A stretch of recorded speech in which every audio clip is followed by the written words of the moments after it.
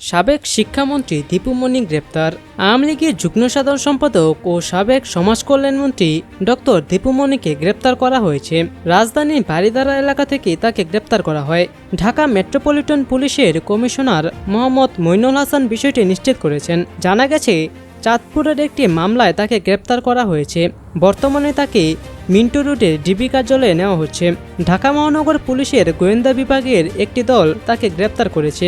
দীপু মনি 2009 সাল থেকে 2013 সাল পর্যন্ত বাংলাদেশ ও দক্ষিণ এশিয়ার প্রথম নারী পররাষ্ট্রমন্ত্রী হিসেবে কাজ করেন।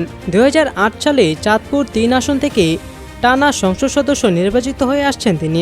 দীপু মনি আওয়ামী লীগের যুগ্ম সাধারণ সম্পাদক।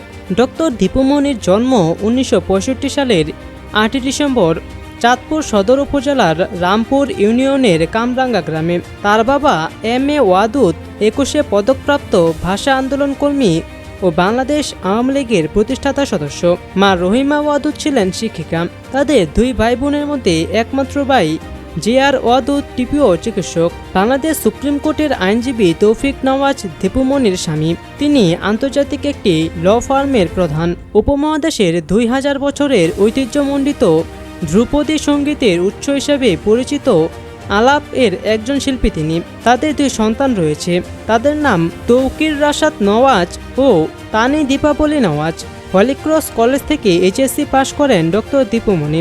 ঢাকা মেডিকেল কলেজ থেকে এমবিবিএস ও বাংলাদেশ জাতীয় বিশ্ববিদ্যালয় থেকে এলএলবি পড়েন তিনি।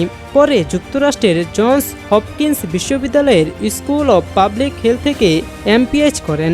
এছাড়াও লন্ডন বিশ্ববিদ্যালয় থেকে আইন বিষয়ে মাস্টার্স ডিগ্রি ও হার্ভার্ড বিশ্ববিদ্যালয় থেকে সমঝোতা ও দ্বন্দ্ব নিরসনের ওপর কোর্স করেন তিনি।